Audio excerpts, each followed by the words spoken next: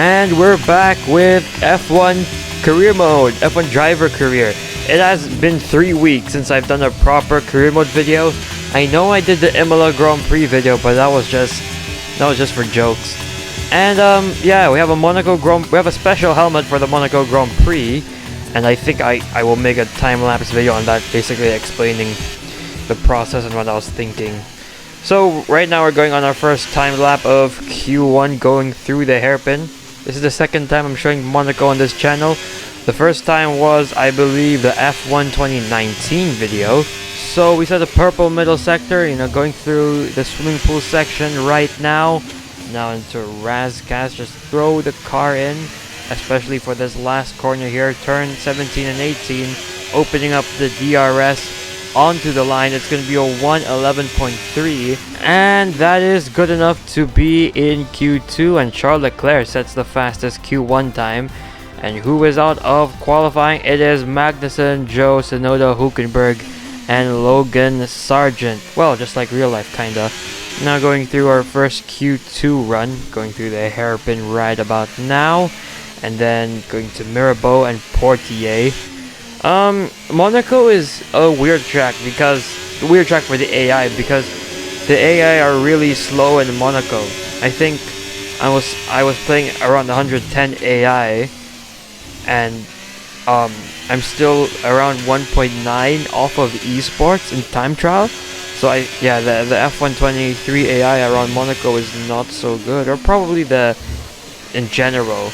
I never really played Monaco, and I was still playing on the controller with assists. I only started when I had a wheel finally. So going through the final corner, and on the straight it is a 1:10.7. That should be enough to get into Q3. It will be enough to get into Q3. And Piastri sets the fastest time in Q2 again, just like in Australia. Ricciardo, Alonso, Ocon, Bottas are out, and Alex Albon. So Carlos Sainz gets into Q3. Alonso is out, and we only have enough time for one run, because by the time I go out for my second run, it's gonna be raining. Just some light rain, so it's just a one and done here in Q3. So we're gonna really have to push it to go through the hairpin right now. Then going on to Mirabeau, that was a pretty bad hairpin. I ran a bit wide. Imagine running wide at the Monaco hairpin. That's almost impossible, but I still somehow did it. And now blasting through the Monaco tunnel. Should they add DRS here? No, it's too dangerous. As Leclerc sets a 1:10.9 as they go through the Nouvelle chicane. And Leclerc is 2/10 slower than my Q2 time. So I think we should be good through the swimming pool section right now. And through the car there a bit, but it's alright. We didn't lose the car at all.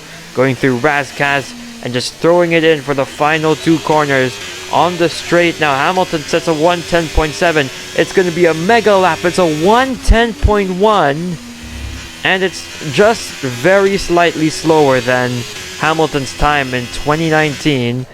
And Lewis Sector 1 and Sector 3 is actually quicker than mine, surprisingly, but my Sector 3 was just mental. Even though I ran wide at the hairpin slightly, but that's alright. And if you can see on the screen now, the rain has started pouring. So it's pole position and no one can take that away. Lando Norris starting from P2. This sets up a pretty interesting race. But Max Verstappen, the current championship leader, is way down in P7. As Oscar Piastri is in P5, Leclerc P4. So can Leclerc overtake Lewis to get a podium in his home race? I highly doubt so. But anyways, it's time for the Monaco Grand Prix.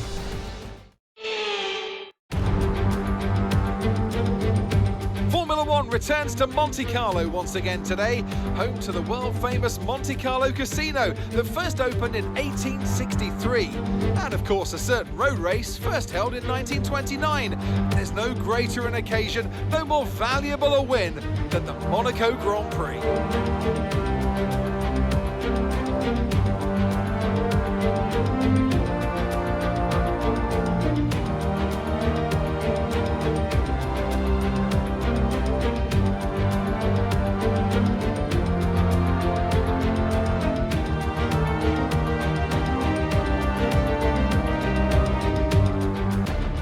Let's run you through the driver grid order for today's exciting race. The engineer lines up on pole position, and Lando Norris lines up alongside. Moving on to the rest of the grid, we have Hamilton, Leclerc, Oscar Piastri, Russell, Verstappen, Perez, Sainz, Gasly, Ricciardo, Fernando Alonso, Ocon, Bottas, Albon, Magnussen, Joe, Tsunoda, Hulkenberg, and Logan Sargent.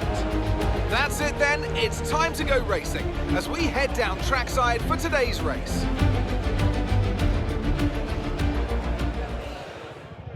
So it's just going to be a one stop from the medium to the hards. I don't think the DEG here in Monaco for an F1 23 is that high. So we should be good as we're starting the formation lap right now. Just lining up onto the grid, and let's hand it over to Crofty for a minute. So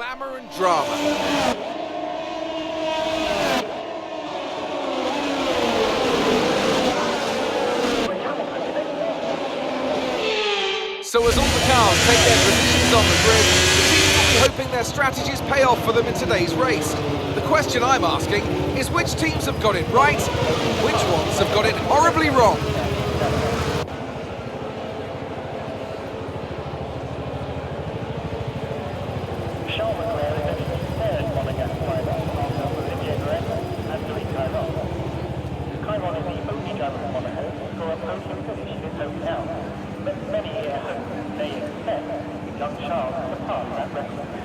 The race here at Monaco is something of an outlier. Formula One regulations state that each race on the calendar must feature the number of laps. So we're lined up on the grid right now. We're waiting for 5 red lights. And the Monaco Grand Prix is go. We get a pretty decent start off the line, but Lando Norris gets a better getaway as we make contact going to turn 1. Norris runs wide and he makes contact with a wall, and he has damage to his left end plate. Now here's Oscar Piastri defending his position from Max Verstappen.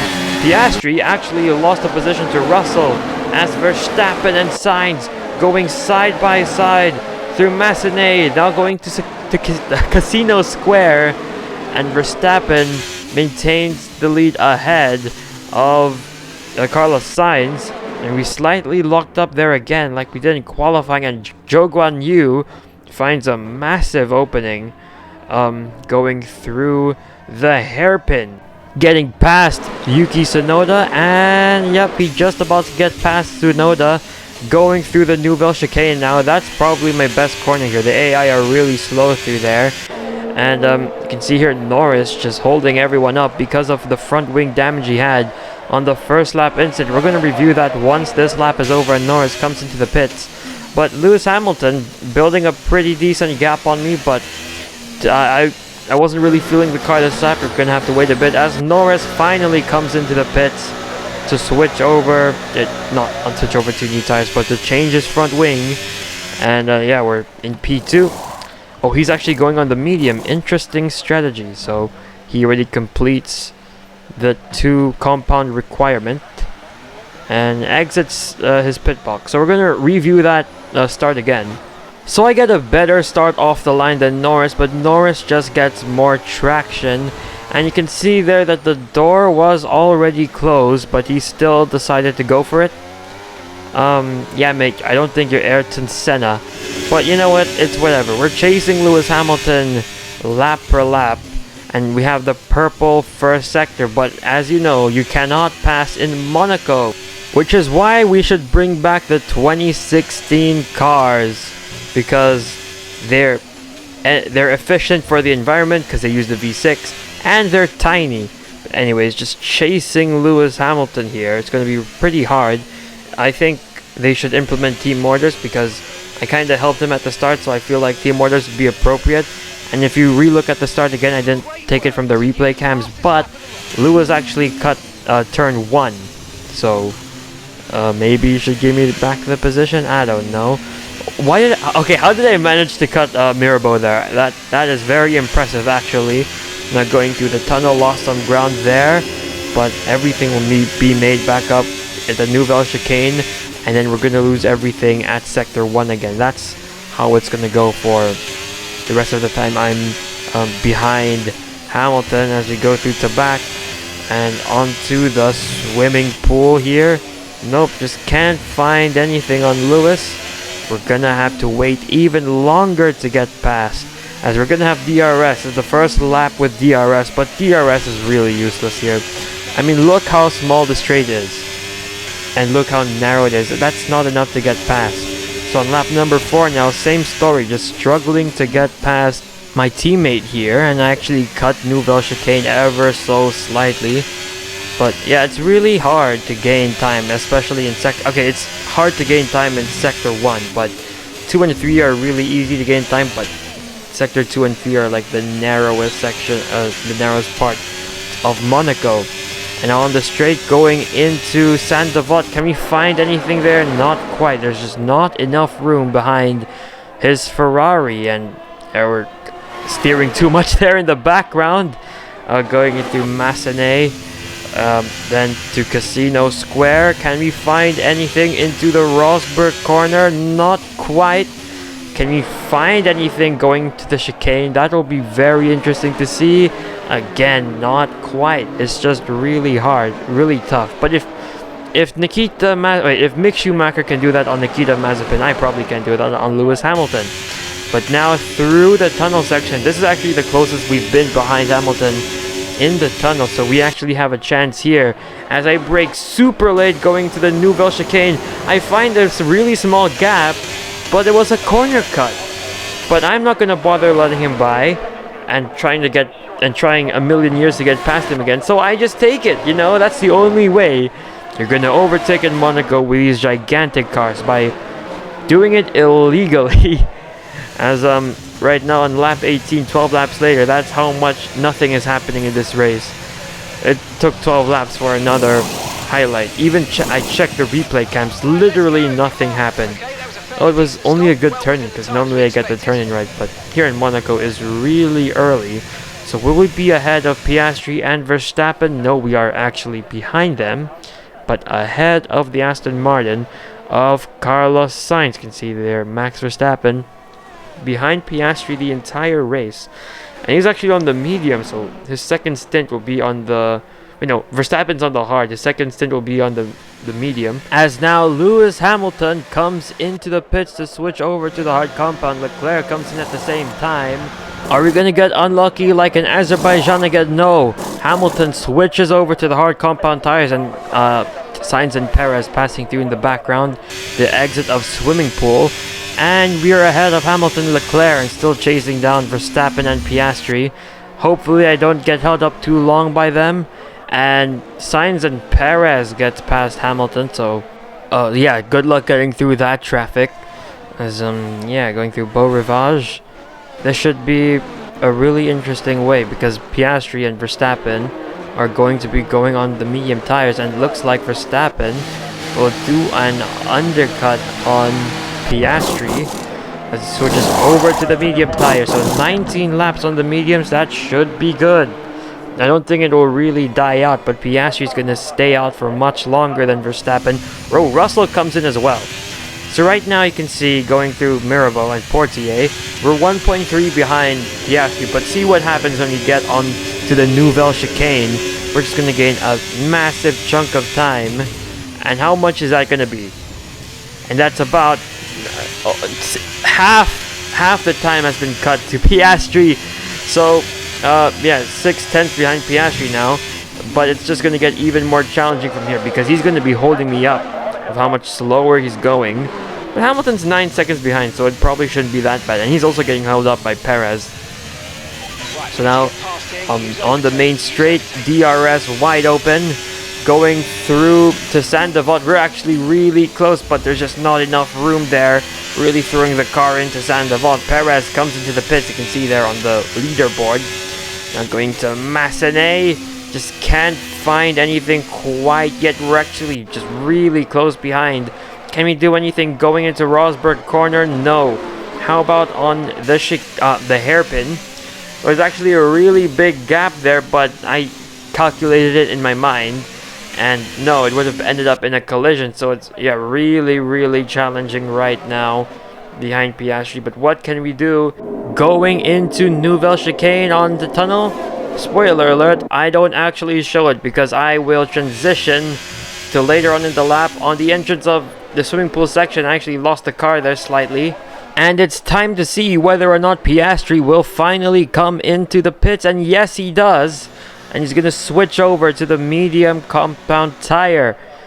So this is pretty much going to be it throughout the rest of the race. Piastri in P5 or wherever he comes out ahead of Verstappen. Fun fact, I actually did not show it. So yeah, we're just going to be cruising to the end in P1 with nothing happening. And Verstappen sets the fastest lap of the race. And right now, on to lap 30, about 80% of the race is done.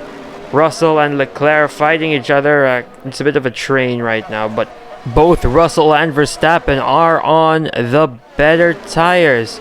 And as you can see, Russell going through Saint-Devote, and my engine blows! My engine goes kaboom, just like in Bahrain. What our reliability. You can see the smoke screen coming from my car as we make contact with Hamilton. It's a turbocharger issue. I don't think it's similar to the one by Bahrain, and I'm just smoke screening Leclerc right here. He cannot get past at all. Russell, I don't know what my AI is doing right there, but it was going to be a guaranteed win. It was going to be a guaranteed. Cue Leclerc, no audio from the French Grand Prix. Now it's 0%.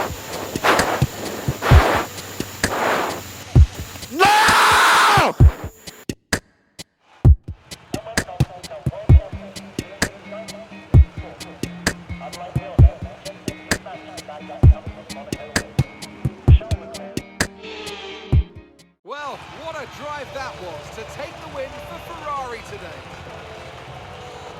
Anthony Davidson, how do you think they were able to set themselves apart today? I really feel the track layout combined with the track temperatures we saw today suited their car. These cars come alive when the tyres are just at the right temperature, and the driver did a great job managing that as well. They just look so comfortable out there. It's like anything, it always looks so easy when it all just clicks. Looking at the podium, you can see that red suit familiar to fans across the globe. A world-class win for a world-class team. Ferrari do it again.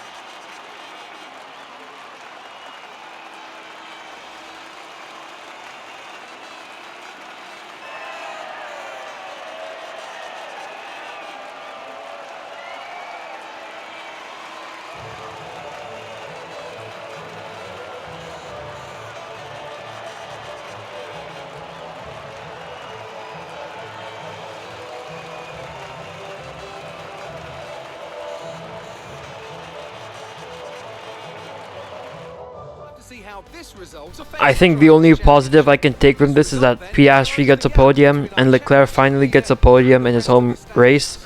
Other than that, nah, nothing good happened. Norris somehow climbed up to P8. Well, it was just the AI simulating it. No, terrible race. No, actually, great race, amazing race until lap 31. Somehow my engine just goes kaboom even after taking new parts in Imola and crashing out of Imola. That was kind of on purpose because the tires were just so dead. But 2 DNFs in a row. This is not looking good. Logan Sargent finishes behind by 1 minute. Amazing. So that's it for today. Let's check out the standings first. Past me. Can you go to the standings? No, you're not. Wait, hurry up. There you go. We're in the standings now. Okay, the gap is only 9 points to Verstappen. That's a positive, but we still don't have the Constructors' Championship lead. So, anyways, thanks for watching, and goodbye.